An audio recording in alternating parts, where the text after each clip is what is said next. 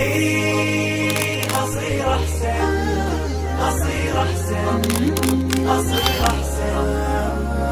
إيه أصير أحسن، أصير أحسن، أصير أحسن. إيه أصير أحسن ولا يمنعني شيء، مدام راسي حي بسوي اللي علي. إيه أصير أحسن بما إني نويت وعزمت وخطيت بكمل ما بديت. إيه أصير أحسن ولا يمنعني شيء، مدام راسي حي بسوي اللي علي. إيه أصير أحسن بما إني نويت وعزمت وخطيت بكمل ما بديت. ماني خايف ولاني واقف، أنا ماشي وقلبي شايف. التحدي ادواه عندي حتى لو بصعب واقسى مواقف.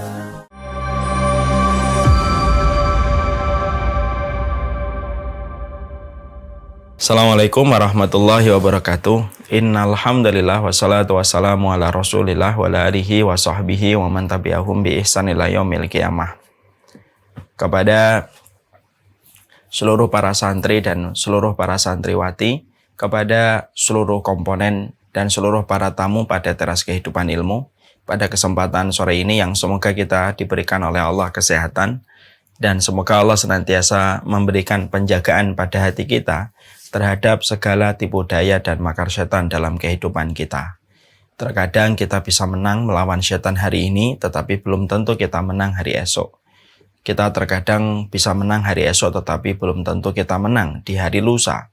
Disitulah kita selalu memohon kepada Allah supaya semoga hati kita senantiasa terjaga dari segala macam bisikan-bisikan setan dalam setiap langkah kehidupan kita.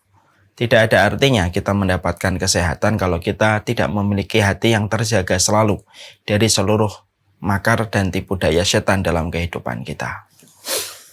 Alhamdulillah, tentunya senang sekali kita pada kesempatan sore ini kita berjumpa dan segala bentuk kesyukuran hanya kita berikan kepada Allah Subhanahu wa taala atas seluruh nikmat yang Allah berikan kepada kita.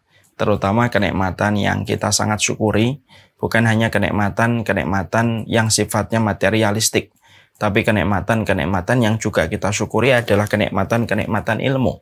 Karena pada dasarnya kenikmatan rezeki bisa jadi akan kita tinggalkan seiring dengan kematian yang datang menyapa kita. Tapi kenikmatan ilmu merupakan kenikmatan yang jauh lebih baik daripada dunia dan seisinya. Karena dunia dan seisinya akan hancur dengan datangnya musibah alam, dengan datangnya hari kiamat. Tetapi ketika kita mendapatkan kenikmatan ilmu, maka kenikmatan ilmu akan senantiasa membersamai kita sampai kita mati, sampai kita berada di alam kubur, sampai nanti kita dikumpulkan di padang mahsyar. Makanya saya teringat kepada apa yang pernah ditulis oleh Syekh Utsaimin.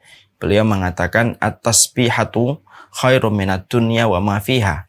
Sesungguhnya kamu mengetahui tentang keutamaan tasbih, mengucapkan tasbih walaupun sekali, maka itu lebih baik daripada dunia dan seisinya.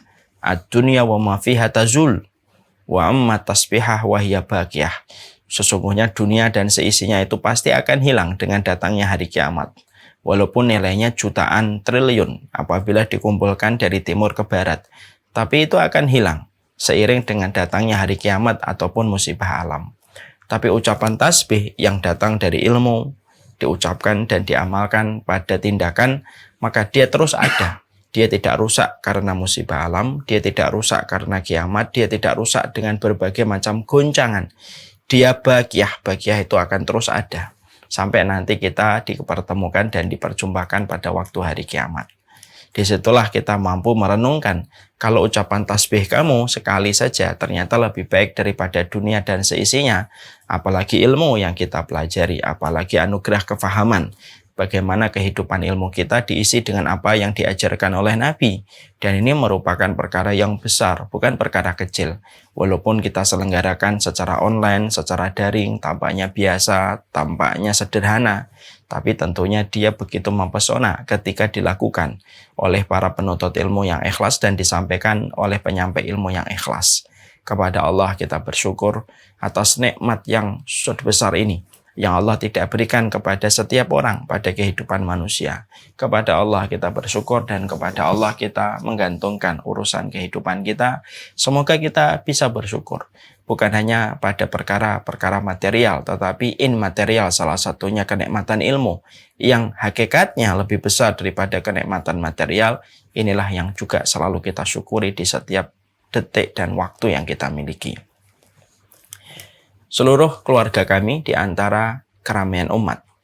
Tentunya kita paham betul bahwasanya ilmunya Allah adalah begitu besar yang tidak mungkin kita ketahui semuanya selaku manusia.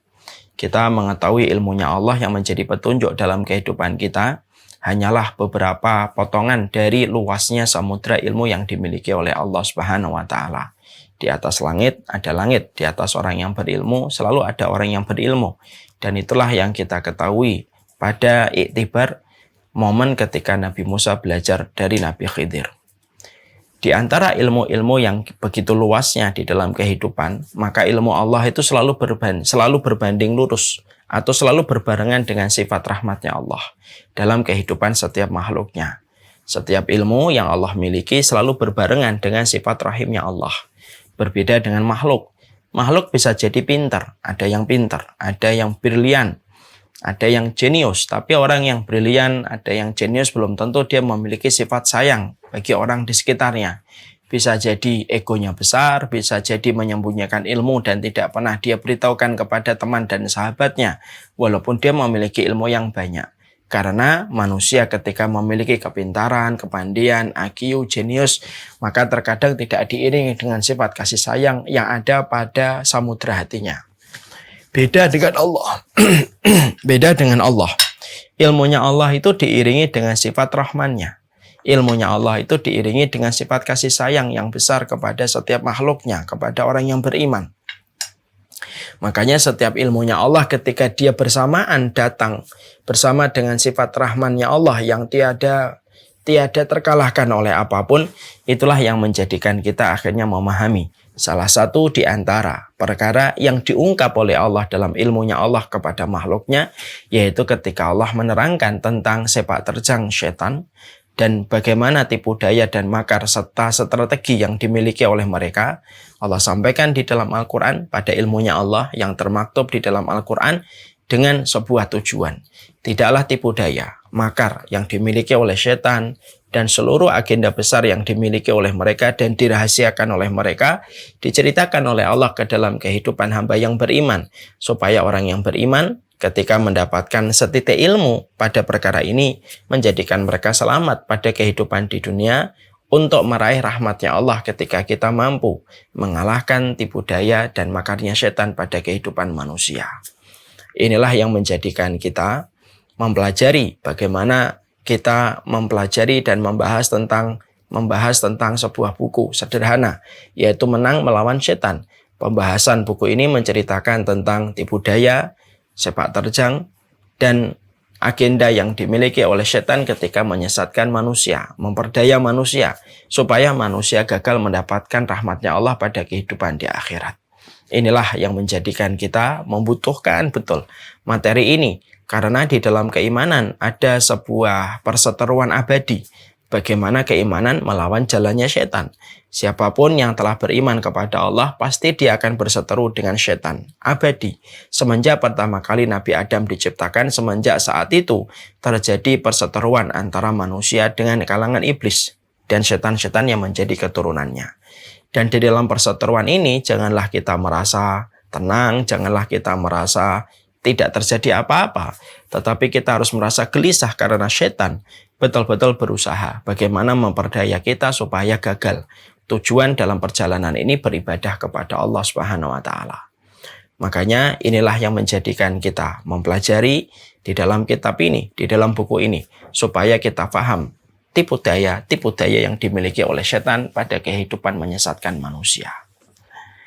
Kemarin kita sudah mempelajari bagaimana setan itu mendatangi kita dari 4 arah mata angin. Mendatangi kita dari depan, bagaimana pandangan kita tentang akhirat dibuat seminim mungkin. Dan kita dibuat banyak amnesia dan banyak lupa tentang kehidupan di akhirat. Kita sering tidak bisa membahas bagaimana kehidupan di akhirat kecuali hanyalah sekelumit ataupun hanyalah sekelebat. Ketika setan itu berusaha menutupi mata manusia, supaya mereka tidak ingat akhiratnya. Kemudian setan mendatangi kita dari arah belakang supaya kita senantiasa gandrung terhadap urusan dunia. Dibuat penik-penik urusan dunia itu begitu mengagumkan, mempesona, yang membuat kita kagum, dan terus kita diperdaya untuk memiliki banyak keinginan, banyak di dalam kehidupan kita. Dengan adanya dunia yang dibuat seindah mungkin dan dibuat semenawan mungkin, itulah yang menjadikan tercipta selaksa keinginan-keinginan manusia yang tidak ada habisnya terhadap dunia. Padahal kehidupan akhiratnya, padahal kemudian kita sudah dijanjikan oleh Allah dengan janji yang jauh lebih baik pada kehidupan di akhirat. Tetapi pernak-pernik dunia itu berkolaborasi dengan setan supaya kita gandrung terhadap urusan dunia dan tidak pernah merasa bosan. Datang dari sebelah kanan, bagaimana setan menggoda kita dalam perkara yang samar-samar. Kita sangka ini adalah perkara benar, tetapi adalah salah. Kita digoda dengan pemikiran-pemikiran berbahaya yang tanpa kita sadari bertentangan dengan apa yang disampaikan dan berlawanan dengan apa yang dikonsepkan oleh Rasulullah di dalam kehidupan iman yang beliau bangun pada kehidupan umat manusia.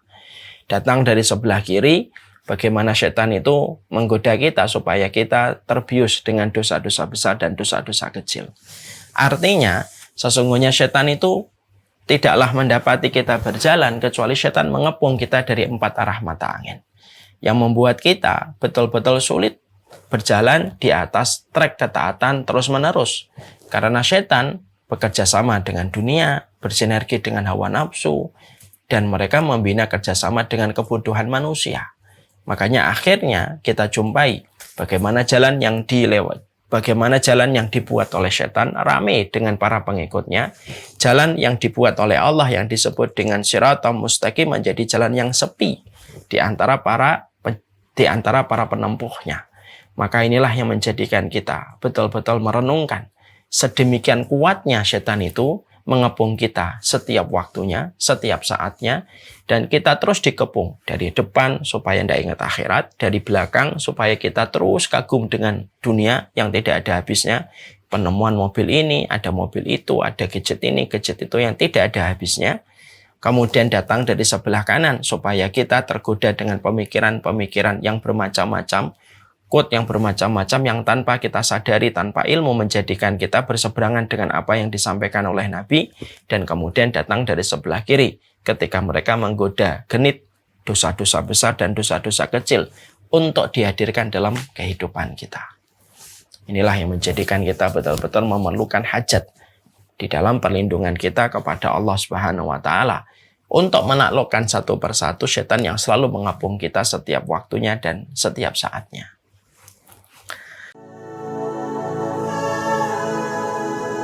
Bertemu dengan seseorang yang menceritakan tentang salah satu circle sahabatnya dalam kondisi bergesekan yang luar biasa. Konfliknya begitu banyak. Apapun yang meninggalkan Al-Quran, tidak mempelajarinya, kita termasuk pada kategori hamba-hamba Allah. Maka sesungguhnya setelah kita mendengarkan suara qari ini, karena sesungguhnya Islam itu betul-betul menempatkan persamaan dalam setiap anak itu bukan sesuatu yang gampang, terutama ketika mereka kita perintahkan untuk sholat. Kehidupan itu akan menghadapkan kita kepada orang yang kejujuran, yang menjadikan kita akhirnya mengetahui ini wanita apa yang diperbuat sampai setiap keluarganya ketika dimakamkan saya melihat kejadian. Apalah arti baik secara zahir kalau Allah saja memberikan diskon dan dispensasi selama 1 bulan itu 1 pekan mereka tidak inilah dunia. Bagaimana cara kita memahami dunia ini? Lihat doanya Umar bin Khattab. Allah yang mengetahui bahwasanya Nabi Muhammad adalah orang yang paling beriman. Kapan seseorang itu berjalan di atas kaidah Rabbani?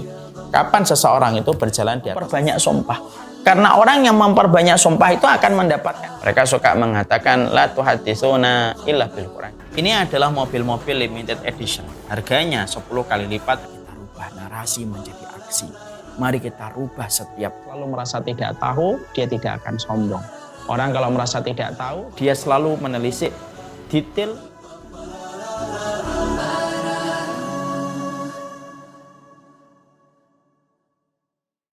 Sekarang mari kita membahas. Pembahasan berikutnya kita buka pada halaman ke-58.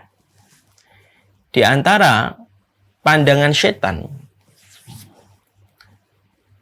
ketika mereka menyesatkan manusia, pandangan setan itu melesat, yaitu menuju kepada kerumunan manusia yang melakukan ketaatan dan ibadah. Dan bagaimana setan berusaha betul.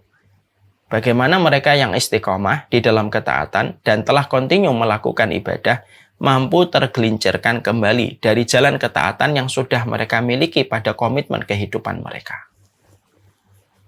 Jadi setan itu ketika mendapati manusia sudah berjalan di dalam ketaatan 1, 2, 3, 4 tahun dia berlalu, maka setan tidak akan pernah berputus asa, karena berputus asa itu bukan karakternya setan. Dia akan berusaha betul bagaimana setiap manusia yang sudah berjalan di dalam ketaatan, lalu sudah istiqomah dalam beberapa waktu yang dia lewati, berusaha setan. Bagaimana orang yang istiqomah ini mampu terjerembab kepada jalan yang rusak, kepada jalan yang salah, dan meninggalkan jalan ketaatan. Dengan berbagai macam hal yang mereka lakukan. Ketika mereka ingin mengepung manusia yang berjalan di atas ketaatan supaya meninggalkan ketaatan mereka kepada Allah dan Rasul-Nya. Makanya dibuatlah sebuah metode zalal. Zalal itu menggelincirkan. Zalal itu menggelincirkan. Jadi zalal itu kemudian menjatuhkan, memperosokkan, menggelincirkan. Itulah jalan yang dibuat oleh mereka. Tentunya kita memahami betul bahwasanya perintah istiqomah itu merupakan salah satu di antara perintah yang berat di dalam kehidupan iman. Mari kita belajar pada beberapa penjelasan yang disampaikan oleh Imam Ibnu Katsir.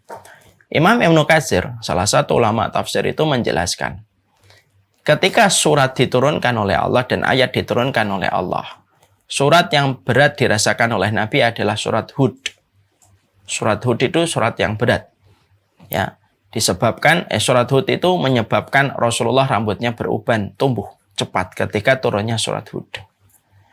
Di antara ayat-ayat, di antara surat Hud yang membuat Rasulullah beruban karena beratnya konsekuensi pengamalan pada setiap ayat pada surat Hud itu, maka ada ayat yang sangat berat dirasakan oleh Nabi dan sampai betul-betul Nabi tumbuh ubannya ketika ayat ini turun, dan juga pada surat Hud. Apa itu? Yaitu adalah surat Hud ayat 112. Ketika ayat ini turun, maka Rasulullah langsung beruban.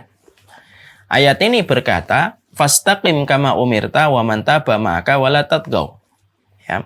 Allah menyampaikan di dalam ayat ini, "Fastaqim kama umirta wa man taba ma'aka wa la tatghaw."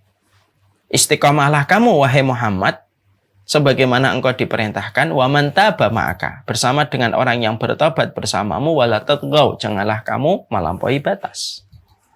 Maka kita menjumpai dan kita mendapati pada ayat ini,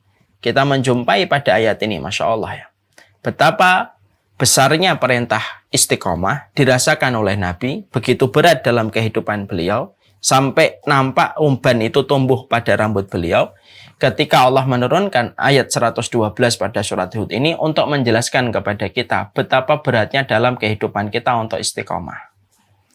Makanya siapapun di antara manusia kalau sampai dia mendapatkan istiqomah, maka dia telah mendapatkan pertolongan yang paling besar di antara karomah yang Allah turunkan bagi orang yang beriman. Makanya Syekhul Islam mengatakan a'dhamul karamati luzumul istiqamati. Sesungguhnya karomah yang paling gede itu adalah ketika seseorang dipilih hatinya untuk mampu istiqomah.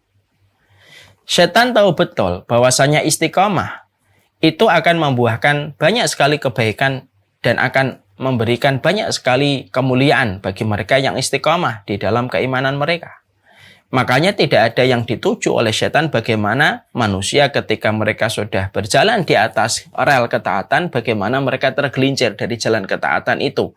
Lalu kembali mereka kepada kesesatan setelah mereka mendapatkan petunjuk. Dan mereka berusaha dengan berbagai macam cara. Tanpa kita sadari dia bekerja sama dengan setan dari kalangan manusia. Dia terus membangun narasi yang terus dimasukkan ke dalam pikiran orang yang taat kepada Allah Subhanahu wa taala, bagaimana dia bisa meninggalkan jalan ketaatan dia yang mana tidak ada yang mereka lakukan. Dari seluruh seluk-beluk yang mereka kerjakan kecuali adalah bagaimana orang yang istiqomah ini mereka mendapatkan zalal. Zalal itu tergelinciran. Mereka kemudian akhirnya tergelincir, terpedaya, dan akhirnya datang kepada kesesatan setelah mereka mendapatkan petunjuk dalam kehidupan mereka. Ya. Makanya Masya Allah, ya, berbagai macam hal dilakukan oleh mereka. Bisa jadi orang yang istiqomah ditekan dengan ancaman dari kalangan setan pada kalangan manusia supaya dengan ancaman itu orang itu meninggalkan jalan ketaatan ataupun jalan kebenaran. Dan itu kan yang dilakukan oleh para penjajah. Kalau kita menjumpai para penjajah contohnya dalam konteks kemerdekaan kita, maka yang dilakukan Belanda ketika melihat para pejuang dan para pahlawan-pahlawan itu memberikan energi yang luar biasa kepada rakyatnya melawan Belanda, ditangkap, lalu diintimidasi. Supaya mereka mampu meninggalkan jalan kebenaran ketika mereka melawan pemerintah Belanda, sang penjajah. Maka kemudian mereka melakukan itu dengan cara ancaman. Bagaimana supaya ketika diancam, orang itu mampu meninggalkan jalan ketaatan dan mereka terpedaya dengan zalal, ketergelinciran. Terkadang datang kepada mereka yaitu adalah harta. Dengan niatan harta itu ketika disodorkan, disuguhkan, maka dia bisa meninggalkan jalan ketaatan dan jalan kebenaran. Makanya triksnya orang-orang musyrik ketika mendatangi Rasulullah SAW, mereka berkata, kalau engkau ingin kaya, wahai Muhammad, kami akan kayakan. Kami akan kumpulkan pundi-pundi harta kami dan kami berikan secara ikhlas, secara tulus kepada engkau supaya kamu menjadi kaya. Dan itu kemudian diberikan kepada Rasulullah supaya Rasulullah meninggalkan jalan ketaatan. Sampai Nabi mengatakan, kalaulah kalian meletakkan matahari di sebelah kanan dan meletakkan bulan di sebelah kiriku, maka tidak akan aku berhenti. Jadi zalal itu dengan berbagai macam hal. Setelah tekanan tidak berhasil, maka dengan harta. Kalau harta tidak berhasil, maka untuk memenangkan metode zalal ini, maka setan menggunakan perempuan atau menggunakan laki-laki. Perempuan itu kemudian didekatkan. Sampai orang musyrik juga menggunakan cara ini. Mereka mengatakan kepada Muhammad Rasulullah, kalau memang kamu ingin perempuan, tunjuk perempuan yang kau mau. Atau kami kumpulkan perempuan-perempuan yang bisa mendampingi kamu. Ini dilakukan juga mereka ketika mereka mencoba untuk menekan Rasulullah supaya Rasulullah itu meninggalkan jalan kebenaran. Ya. Atau bisa jadi terkadang zalal ini, setan itu kemudian menggunakan narasi-narasi yang dimasukkan ke dalam pikiran ketika orang berjalan di atas ketaatan. Mengatakan kepada orang yang istiqomah, hidupmu terlalu kaku, kayak kanebo kering, hidupmu begini-begini aja. Tiap hari kamu ngomongin ibadah, ketaatan. Kamu nggak bisa lihat teman-teman kamu yang hidupnya lebih nyantai, lebih fleksibel kehidupan mereka. Mereka juga bisa memiliki barang walaupun dengan riba, kan yang penting juga masih sholat, yang penting masih puasa, yang penting masih seorang muslim. Terus ini pikiran-pikiran ini terus dihadapkan. Sehingga dengan semua kejadian-kejadian itu diharapkan manusia ketika berjalan dalam ketaatan, mereka tergoda. Entah tergoda karena narasi, entah tergoda karena perempuan, entah tergoda karena harta, atau dia tergoda karena tekanan. Maka inilah yang kemudian mengerikan betul di dalam apa yang dilakukan setan. Jadi setan itu betul-betul tidak pernah bermain-main ketika mereka menjadikan manusia yang beriman itu musuh bagi mereka. Makanya sampai Allah mengatakan fattakhiduhu aduwa. Jadikan setan itu musuh karena dia juga betul-betul menjadikan kamu itu musuh. Dan berbagai macam cara yang dilakukan oleh mereka semacam itu. Makanya kalau kita melihat kejadian dunia, banyak tokoh-tokoh dunia itu ya terkadang kita jumpai bagaimana biografi mereka tergoda dengan, kalau nggak tergoda dengan dunia ya jabatan, kalau nggak tergoda dengan jabatan ya perempuan, terperangkap dan terjebak dengan masalah perempuan. Dan akhirnya pada saat itulah kerusakan demi kerusakan akan terjadi ketika manusia sudah meninggalkan jalan ketaatan. Tentunya beda ya antara orang yang meninggalkan kesesatan menuju kepada petunjuk. Kondisinya tidak akan pernah sama dengan orang yang meninggalkan petunjuk lalu kemudian mendatangi kesesatan, membeli kesesatan dengan petunjuk yang telah dia miliki dari Allah. Dan ini adalah seburuk-buruk perniagaan. orang yang telah mendapatkan keimanan, orang yang telah mendapatkan jalan-jalan hijrah yang Allah berikan kepada mereka. Mereka berjalan di atas ketaatan itu. Maka ketika mereka meninggalkan perjalanan hijrahnya setelah mereka istiqomah 1, 2, 3, sampai 10 tahun. Lalu tiba-tiba terjerembab lagi ketika mereka terkena sabetan zalal. Rusak. Karena apa? Orang semacam ini adalah orang yang kembalinya kepada seburuk-buruk tempat, kembali di neraka. Na'udzubillahi min dzalik.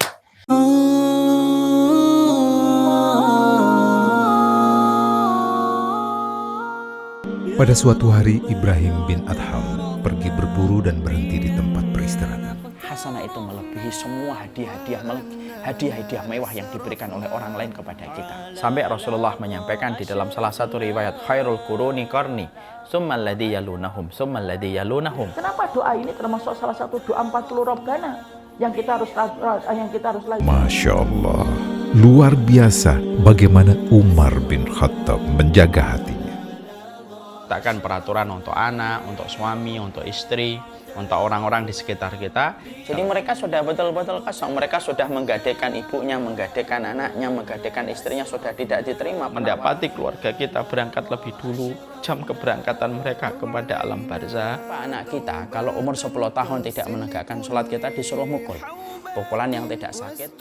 Siapapun yang apabila dalam kehidupan ini yang mereka harapkan itu hanyalah apa yang ada di sisi manusia. Maaf ya, coba kita merenungkan. Kalau kita mungkin ketika melihat bagaimana peristiwa, semua tata cara di dalam kita berdoa, contohnya menyebut Asmaul Husna, sholawat kita kepada Rasulullah. Maka karena inilah yang menjadikan kita akhirnya memahami kenapa Nabi tidak ada doa yang paling sering beliau panjatkan kecuali adalah doa Allahumma ya muqallibal qulub, tsabbit qalbi ala dinika. Kenapa doa ini adalah doa yang paling sering dipanjatkan Nabi? Dan ketika Ummu Salamah bertanya kepada Rasulullah, kenapa doa ini paling sering kau panjatkan ya Nabi? Jawaban Nabi, inna quluba bani adama baina isba'ini min asabi rahman yusarrifu wa yasha. Sesungguhnya hati setiap anak manusia itu berada di antara jari jemarinya Allah. Allah yang membolak-balikkan hati itu. Makanya kita ini kalau sudah mendapati satu ketetapan dari jalan petunjuk, bismillah, mintalah kepada Allah kita istiqomah atas perkara itu. Minta, merengeklah kepada Allah, mengemislah kepada Allah, memelaslah kepada Allah. Ya Allah, saya sudah tahu nih jalan kebenaran begini, jalan gini begini, itu yang haram ya Allah, ini yang halal ya Allah. Saya tahu semuanya, kasih saya istiqomah ya Allah. Sampaikan itu kepada Allah. Saya tahu bahwasanya hijab inilah yang benar ya Allah. Apapun yang orang omongkan saya sudah tahu bahwasanya yang menutup aurat dengan hijab itulah yang benar. Jagalah saya istiqomah dengan hijab ini. Ya Allah, saya tahu ya Allah bahwasanya mentaati suami itu merupakan jalan saya untuk mendapatkan surga ya Allah. Berikanlah saya istiqomah atas jalan kebenaran ini ya Allah. Minta kepada Allah. Karena kita tidak tahu apa yang akan menghalangi kita dan apa gelombang yang akan kita temukan dalam perjalanan setelah kita mendapatkan kebenaran itu. Sekali lagi, ada godaan tekanan dan ancaman, ada godaan harta dan jabatan yang ditawarkan, ada godaan harta dan jabatan yang ditawarkan, ada godaan perempuan ataupun laki-laki yang bisa menjadikan kita terjerembab, atau dengan berbagai macam narasi yang menjadikan akhirnya setan memenangkan pertandingan. Ketika manusia mengambil salah satu di antara jebakan-jebakan yang dibuat oleh setan.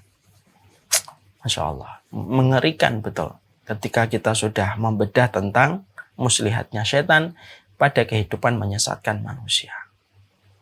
Dan semacam itu. Saya pernah mentadaburi sebuah kisah. Ini orangnya baik solih, cuma mungkin beliau terpeleset. Insya Allah beliau adalah orang solih dan orang baik. Ada seorang ikhwan yang beliau sudah lama ngaji. Sudah lama ngaji. Tentunya konsekuensi karena sudah lama ngaji, beliau tahu mana itu riba, mana itu bukan riba. Dan salah satu di antara hal yang dia lakukan bergegas setelah dia ngaji, dia pengen meninggalkan riba. Insya Allah ya. Akhirnya Allah berikan kemudahan. Dia bisa mencukupi semua hutang-hutang ribanya dengan segera. Bisnisnya menggeliat dengan luar biasa tanpa beliau bayangkan. Akhirnya dengan keuntungan-keuntungan itu dia komit untuk membayar riba itu. Sampai akhirnya ketika pinjaman-pinjaman riba itu sudah dia cukupin satu persatu, nah, dia merasa lega ketika sudah selesai. Ternyata godaan datang kembali. Pihak yang sebelumnya memberikan pinjaman riba mendapati beliau bisa menyelesaikan transaksi-transaksi utang itu secara baik, ya, maka memberikan penilaian memuaskan kepada customer ini atau kepada nasabah ini. Datanglah mereka untuk berkomunikasi, kemudian untuk banyak berbicara. Loh, sampai akhirnya dari pihak pemberi riba ini menawarkan kembali pinjaman riba dengan catatan suku bunga ataupun bunga yang sangat lunak sekali, karena mengapresiasi beliau sebagai nasabah yang betul-betul disiplin di dalam membayar utang riba.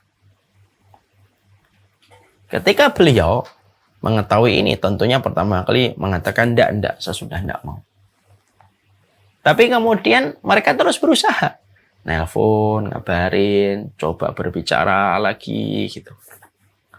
Ya, untuk menawarkan kepadanya kembali pinjaman riba, tentunya dengan iming-iming bunga yang ada sangatlah rendah dan sangatlah lunak. Sekali lagi mengapresiasi bagaimana kedisiplinan dia pada transaksi sebelumnya.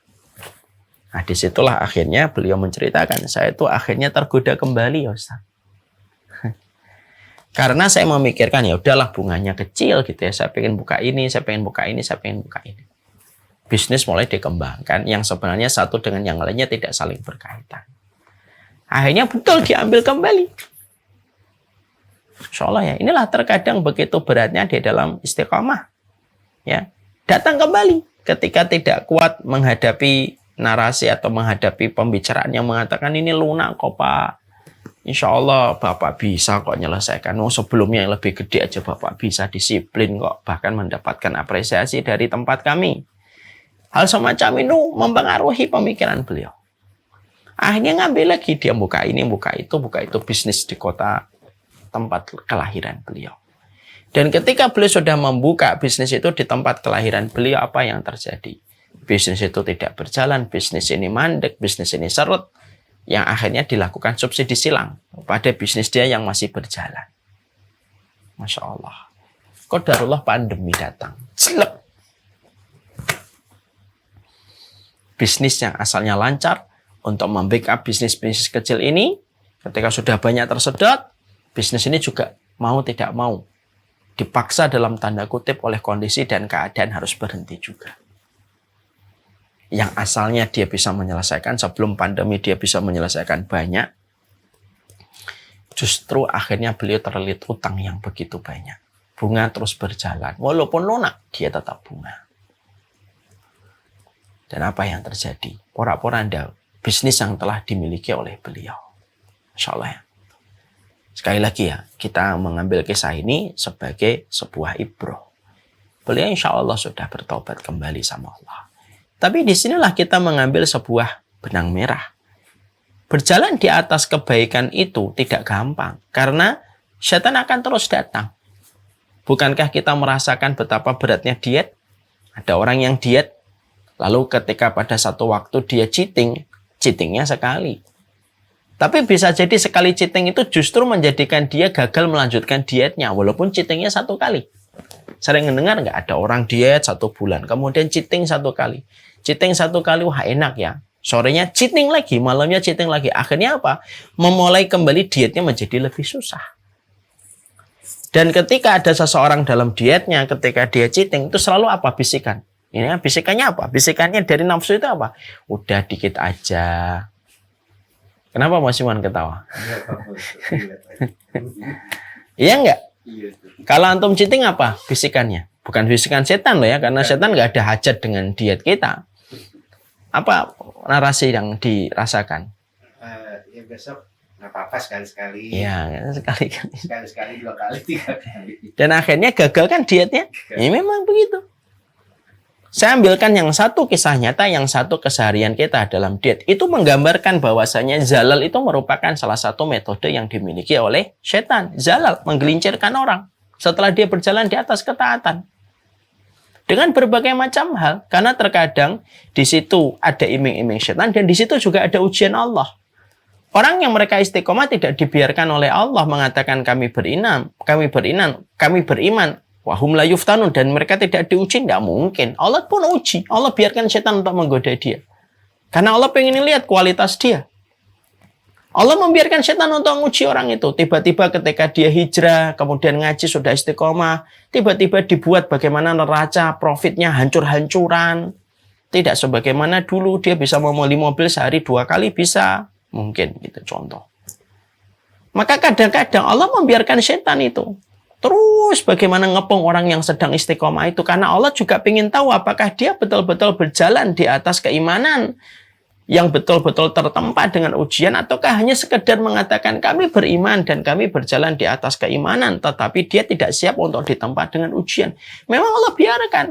Kalau mereka tetap istiqomah, disitulah baru pertolongan Allah datang satu persatu untuk mengalahkan seluruh strategi yang dimiliki oleh setan. Begitu. Ya. Zalal itu merupakan salah satu di antara perkara yang licin betul. Layaknya lantai marmer rumahnya seseorang yang kemudian sedang dipel, lalu ada anak yang berjalan, bahkan berlari. Misalkan Basam itu lari. Kemungkinan untuk terpelesetnya lebih besar ketika dia tidak berjalan hati-hati. Makanya itulah yang disebut dengan ketakwaan. Takwa itu hati-hati. Sebagaimana kamu berjalan, kata Umar bin Khattab, ketika kamu berjalan dan kamu menjumpai di setiap hamparan jalan yang kamu lewati banyak duri, kan hati-hati. Wah, boleh nggak ya? Nggak boleh, nggak usah lah. Boleh nggak ya? Nggak usah lah. Itulah ketakwaan. Itulah ketakwaan yang kemudian dijanjikan oleh Allah Subhanahu wa Ta'ala. Ya. Jadi zalal ini kemudian akhirnya menjadikan manusia kalau sudah mereka terjerembab kepada zalal, maka setan akan membuat angan-angan. Oh, tidak apa-apa. Oh, insya Allah besok tobat lagi. Gitu. Makanya kemudian Allah menyampaikan dalam surat An-Nisa 120. Ya'iduhum wa yumannihim wa ma ya'iduhumus syaitan illa ghurura. Setan itu memberikan janji kepada mereka dan membangkitkan angan-angan kosong mereka. Padahal setan itu tidak menjanjikan kepada mereka kecuali tipuan. Dah nggak apa-apa. Dah ngambil aja, ini kan pinjaman lunak. Nanti kamu selesaikan. Nanti kalau kamu sukses dalam pinjaman ini, nanti keuntunganmu, omsetmu semakin besar, semakin banyak orang yang kamu tolong. Nah itu kan ada imbuhan kata-kata ibadah. Wah, nanti kalau kayak gini nanti anak-anakmu kecukupan, dia bisa belajar dengan khusyuk. Ah kan? Di situ kemudian selalu disampaikan begitu. Pada saat itulah tanpa kita sadari Allah sudah mengatakan kepada kita, wa ma yumannihim wa ma yu'addi wa ma ya'iduhumus syaitan illa ghurura. Setan itu tidak pernah memberikan janji kecuali adalah tipuan. Dan ditipu. Makanya akhirnya nanti manusia pada waktu hari kiamat itu baru merasa kalau dia ditipu oleh setan. Itu baru ngerasanya kapan? Tepat ketika manusia dikumpulkan di akhirat.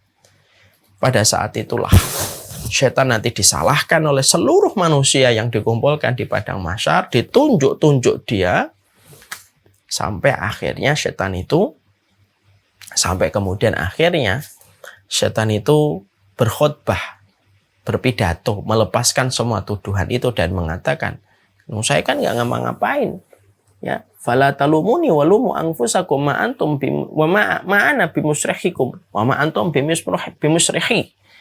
Jangan salahkan saya, salahkan diri kalian. Saya tidak memaksa kalian sebagaimana kalian tidak memaksa saya. Nah itu yang kemudian kita harus pahami. Makanya inilah yang menjadikan kita memahami zalal ini ada. Istri yang lagi taat sama suaminya diberikan narasi, memang suamimu memang gitu. Suami yang lagi menghargai istrinya, dibuatlah itu bayangan-bayangan tentang kekurangan istrinya.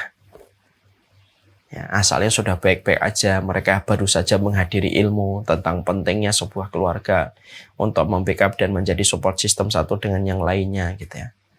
Baru 2-3 hari setan datang, dibuka itu memori, dulu istrimu pernah begini, dulu istrimu pernah ngomong ini. Terus itu. Supaya akhirnya orang yang sudah berjalan di atas ketaatan lepas kembali dari jalan ketaatan itu. Dengan berbagai macam alasan dan alibi yang dihadirkan untuk membenarkan sikapnya. Ya ilahal wujud qad sa'imtul. Jauhkanlah orang ini dari neraka ya Allah. Ketika pandangan, maka sesungguhnya Al-Quran itu memetakan orang-orang yang mereka tidak pernah ingat. mereka rela terstruktur, terevaluasi di dalam proses mereka belajar. Macam peristiwa. Yang mana peristiwa itu Satin orang, maka kelak pada kehidupan di akhirat, mereka nanti lapor dosa kemudian mulai dilakukan. Maka ketika hisab itu sudah mulai dijalankan, tapi mereka tidak jahat, mereka tidak mendolimi. Tidak ada orang yang kebingungan dalam kehidupan di akhirat, kecuali kebingungan tidak pernah punya istri dan Allah tidak punya anak. Allah nanya kepada orang Nasr, yang satunya tidak mau masuk lagi ke lubang itu. Semacam itu. Ketika sudah bicara tentang bagaimana apinya itu berisi di dalamnya air, dan mereka menyangka bahwasanya mereka akan diberikan kesegaran sejenak. فحملت الهدى صادقا في المدى. ya. Lalu kemudian yang berikutnya setelah adanya zalal, maka kemudian setan itu pun datang kepada pintu rumah orang-orang yang bertobat. Ya. Jadi kemudian orang-orang yang bertobat adalah bagaimana orang-orang yang bertobat itu bisa kambuh kembali. Bisa kambuh kembali dengan apa yang kemudian telah dia lakukan. Ya. Setan itu ketika mendatangi pintu rumah yang di dalamnya berkumpul orang yang bertobat kepada Allah Subhanahu wa taala, maka setan akan berusaha betul bagaimana setan itu menjadikan orang yang bertobat ini kembali kepada dosanya. Ya, dengan berbagai macam hal. Ataupun terkadang mereka diberikan oleh setan itu jalan-jalan taubat, tapi setelah itu disibukkan pada dosa yang lebih besar. Ya, jadi strateginya setan kepada orang yang bertobat itu ada dua kemungkinan. Gimana orang yang sudah bertobat, mereka tidak kuat dengan ujian-ujian yang mereka jumpai, akhirnya mereka kembali kepada jalan keburukan kembali karena tidak kuat dengan ujian yang ada, ya kan? Ketika dia hijrah begini, ketika hijrah begini, ketika hijrah begini, akhirnya dia tidak kuat. Udahlah, saya tidak kuat. Kembali kepada jalan yang sebelumnya, sebagaimana jalan sebelum dia bertaubat. Ujiannya dibuat dan dia tidak kuat menghadapi konsekuensi ujian itu. Atau yang kedua, setan membiarkan dia hijrah. Tapi setelah dia hijrah, terkadang setan akan menyibukkan dengan dosa yang lebih besar daripada dosa sebelum dia berhijrah. Contoh, sebelum dia berhijrah, mungkin dia minum khamar. Ya, mungkin dia minum khamar. Tapi setelah dia minum khamar, lalu dia berhijrah, lalu kemudian yang terjadi adalah dia setelah berhijrah, dia malah kemudian menodai kehormatan fulan, nyesat-nyesatin fulan gitu ya. Yang mana dosa ini yang kedua lebih besar daripada dosa khamar, tanpa kita menafikan khamar juga dosa besar. Ya? Pernah nggak kita ngelihat ada orang yang terkadang dulunya mungkin zina lah, mungkin khamar lah, mungkin juga sukanya dulu nyanyi di tempat ramai laki perempuan lah, lalu kemudian memproklamirkan diri sebagai orang yang taubat. Tapi setelah memproklamirkan dirinya sebagai orang taubat, maka kerjaannya dan aktivitasnya itu hanyalah apa? Hanyalah nyesatin orang, menodai kehormatan fulan, mengatakan fulan begini, mengatakan fulan begitu. Dan itulah yang dilakukan setan. Strategi setan itu kepada orang ketika sebelum dia bertobat dan setelah bertobat itu beda. Karena strategi disesuaikan dengan keadaan dan kondisi. Itu yang kita harus paham. Mari kita merenungi perkataan dari Sa'id bin Musayyib. Setan itu memiliki strategi yang selalu berubah sesuai dengan kondisi. Sa'id bin Musayyib mengambil contoh manusia, laki-laki dan perempuan ketika lagi senang. Laki-laki dan perempuan itu ketika mereka lagi senang, tetapi belum menikah, dijadikan bagaimana mereka itu pandangannya baik, indah terhadap pasangan lawan jenisnya. Karena belum menikah. Dijadikan indah terus mereka. Supaya puncaknya bisa terjadi perzinahan. Kalau sebelum pernikahan. Setelah menikah, maka strategi setan itu berubah. Yang asalnya dijadikan pandangannya mereka indah kepada lawan jenisnya dan pacarnya. Setelah menikah, dirubah strateginya. Yang asalnya dijadikan pandangan indah, dijadikan pandangannya itu buruk terus tentang pasangannya. Supaya puncaknya terjadi sebuah perpisahan atau perceraian. Artinya kita mengambil apa yang disampaikan oleh beliau, oleh kemudian Sa'id bin Musayyib. Setan itu merubah strategi. Kalau kondisinya sudah berubah. Ada manusia ketika dulu mungkin dia makan riba. Lalu dia bertobat. Setelah dia bertobat dari riba, maka dia kemudian mungkin mendakwahkan supaya orang meninggalkan riba. Tapi terkadang diiringi dengan sikap dia yang begitu gampang nodai kehormatan orang. Akhirnya dia ngomongin orang lah. Lalu kemudian menjatuhkan kehormatan fulan lah. Lalu kemudian dia menghancurkan namanya fulan lah. Dan itu menjadi aktivitas dia sehari-hari.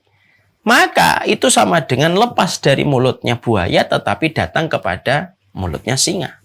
Tidak ada kebaikan pada dua-duanya. Jadi akhirnya kita hanya berpindah dari satu lubang kerusakan menuju kepada lubang kerusakan yang hakikatnya terkadang lebih besar daripada yang pertama. Dan itulah yang dilakukan setan. Jadi setelah pintu zalal menggelincirkan, maka setan itu mendatangi pintu rumahnya orang yang bertobat yang ngumpul. Kalau tidak ditarik lagi untuk melakukan dosa dengan berbagai macam kesulitan setelah dia hijrah, terus dipopor itu supaya dia terus mendapatkan kesulitan setelah dia hijrah, supaya akhirnya dia mikir-mikir lagi untuk kembali dosa. Atau yang kedua, udah dia tidak ditarik lagi kepada dosa sebelumnya, tapi ditawari dengan dosa yang lebih besar. Yaitu apa? Ya menghujat orang, mencela fulan lah, mengkafirkan fulan lah, menyesatkan fulan lah, mensyubhatkan fulan dengan begitu gampang lah. Hanya itu aja kerjaannya setiap waktunya. Walaupun dia mungkin berganti tempat. Dia berganti tempat taklim. Dia suka berada di tempat taklim. Mungkin jenggotnya sudah tumbuh. Mungkin sholatnya sudah diperhatikan. Dan ingat, saya pernah menyampaikan perkataan ulama salaf kan, terkadang setan itu membuka satu pintu kebaikan. Supaya dia bisa masuk kepada 10 keburukan setelah pintu kebaikan satu dibuka untuknya. Makanya inilah yang kemudian menjadikan kita akhirnya memahami ya. Maka bertobat itu tidak ringan. Ya. Makanya yang beruntung itu kalau bertobat sebentar, setelah itu beberapa waktu. Lalu beberapa waktu kemudian langsung meninggal. Itu yang paling beruntung banget tuh kayak gitu. Bertobatnya cuma hitungan hari. Ya. Kayak Usairim bin Abdillah Syal. Masuk Islam bertobatnya waktu pagi, menjelang sore meninggal dunia, langsung masuk surga lah. Ada orang sepanjang hidupnya dia melakukan dosa, tapi 1 tahun, 2 tahun sebelum kematiannya, dia kemudian bertobat. Tidak lama dia mempertahankan keimanan, sampai akhirnya diwafatkan di atas keimanan. Ya artinya bahwasanya tetaplah kita berusaha. Bahwasanya jangan sampai kita tertipu dengan dua tipuan yang dibuat oleh setan. Tipuan yang pertama, kita dibuat tidak kuat menghadapi setiap kesulitan yang kita dapatkan di dalam perjalanan kita hijrah. Atau yang kedua, kita dibuat bagaimana kita sudah tidak tertarik lagi dengan dosa itu ketika kita sudah kecukupan, tapi kita ya diarahkan oleh setan bagaimana kita melakukan dosa yang jauh lebih besar daripada dosa sebelumnya. Nah, ini yang biasanya lembut. Ini yang biasanya orang tidak terasa. Dan ini yang terkadang lebih parah daripada dosa sebelum dia bertaubat kepada Allah. Imam Syaukani di dalam kitabnya Nasrul Jauhar itu mengatakan ada tipe manusia yang mereka hati-hati terhadap riba, khamar, dan dosa-dosa besar. Tapi mereka tidak peduli tentang kehormatan orang, menodai kehormatan orang, menyesatkan orang. Kata beliau Imam Syaukani, salah satu ahli tafsir. Di bawahnya Imam Ibnu Katsir lah, kalau boleh kita klasifikasikan. Maka beliau mengatakan ada tipe orang yang meninggalkan riba, meninggalkan khamar, meninggalkan zina. Tapi dia begitu mudah terjerembab kepada dosa tentang kehormatan, merasa ujub, merasa sombong dengan ilmunya, dan merasa sombong dengan ibadahnya, begitu gampang menyesatkan. Padahal sejatinya, dosa yang kedua ini lebih parah daripada dosa yang pertama kalau sama-sama ditimbang. Nah, inilah yang kita khawatirkan. Makanya nasihat untuk saya, nasihat untuk antum-antum yang bertobat, ibu-ibu dan bapak yang bertobat, tobatlah. Tobat kita melahirkan sikap dan komitmen kita untuk mengikuti sunnah. Betul, wajib orang bertobat itu ngikutin sunnah. Tapi di dalam komitmen kita mengikuti sunnah, tidak perlu bagi kita begitu gampang menghujat, mencela, memvonis, mengeluarkan orang dari kebenaran sunnah. Semau-maunya kita, semau-maunya keinginan hawa nafsu kita, sampai kita melihat orang lain itu buruk. Melihat majelis taklim itu, kalau bukan majelis taklim dia, seakan-akan tidak berilmu. Saya pernah itu, ini kisah nyata, diceritain salah satu majelis taklim di Bekasi. Majelis taklim ini Masya Allah. Majelis taklim ini sudah lama berdiri. Tiba-tiba ada di antara beberapa orang yang sudah tergabung pada majelis ilmu ini, mereka keluar. Mereka membentuk majelis taklim yang lain. Ya, identik dengan kelompok yang gampang sekali untuk menyesatkan. Masuklah pada kelompok ini, kelompok majelis taklim yang baru. Dicoba untuk diadakan komunikasi, bagaimana sih kok kita bisa pecah, yuk kita bareng-bareng. Ada perkataan yang membuat saya kaget. Perkataan dari orang-orang yang membuat majelis taklim itu yang baru mengatakan majelis taklim kita ini yang lama itu nggak ada ilmunya. Majelis taklim kita ini yang lama itu kayak ibarat sampah, nerima orang dari semua siapa aja. Masya Allah. Baru aja buka majelis taklim, sudah berani untuk mengatakan majelis taklim yang sebelumnya majelis taklim nggak ada ilmunya. Padahal satu-satu yang mengajarkan, mereka mengajarkan kitabullah dan sunnah sesuai dengan salafus sholih. Hanya saja mungkin tidak sesuai dengan pandangan kelompok yang dia sedang gandrung bersamanya. Dikatakan majelis taklimnya, majelis taklim sampah karena nerima orang dari berbagai macam. Sebenarnya mereka menamakan majelis taklim ini sampah karena majelis taklim ini berusaha menyampaikan sunnah tanpa mengelompok kepada sebuah fanatisme. Hal-hal semacam ini banyak atau tidak banyak? Banyak. Makanya setan itu ketika mendatangi pintu rumah orang yang bertobat itu ya dua yang dilakukan oleh mereka. Ya. Makanya kemudian kalau tidak digoda kembali untuk jatuh dalam dosa dengan berbagai macam kesulitan-kesulitan yang dia peroleh dan dia dapatkan, ya bagaimana kemudian dibuat orang-orang ini supaya mereka terjerembab kepada dosa yang lebih besar tanpa mereka sadari. Ya. Nah, inilah yang kemudian menjadi sebuah perhatian. Setelah itu, maka kemudian setan itu akan menggoda kita dengan kemiskinan. Ya. Kata kemiskinan itu merupakan kata yang paling sering dipakai setan untuk menggelincirkan manusia. Bagaimana itu penjelasannya? Nanti kita akan sampaikan pada pertemuan kita berikutnya. Wassallallahu ala nabiyina Muhammad walhamdulillahirabbil alamin. Ini yang dapat kita sampaikan. Hari ini kita belajar bagaimana setan itu menggunakan dua metode. Metode zalal, menggelincirkan kembali setelah seseorang istiqomah. Metode yang kedua, dia mendatangi pintu rumah orang yang bertobat dengan dua pilihan menu. Menu yang pertama, bagaimana dia didera dengan ujian dan kesulitan, lalu tidak kuat, lalu kembali kepada dosanya. Atau yang kedua, dibiarkan dia bertobat, tapi dibuka dosa yang lebih besar yang tidak terasa. Di mana dosa itu selembut sutra, tanpa dirasa oleh orang yang melakukan dosa itu bahwasanya dia telah terjerembab dan terperosok kepada kerusakan yang lebih besar daripada sebelumnya. Semoga Allah menjaga kita dan seluruh kewaspadaan hati kita di dalam menghadapi setan, karena setan bersungguh-sungguh menggelincirkan manusia dari jalan kebenaran. Setan tidak pernah istirahat, setan tidak pernah bermain-main, setan tidak menganggap remeh manusia. Karena tidak ada obsesi terbesarnya setan kecuali adalah menjadi bahan bakar, menjadikan manusia menjadi bahan bakar neraka.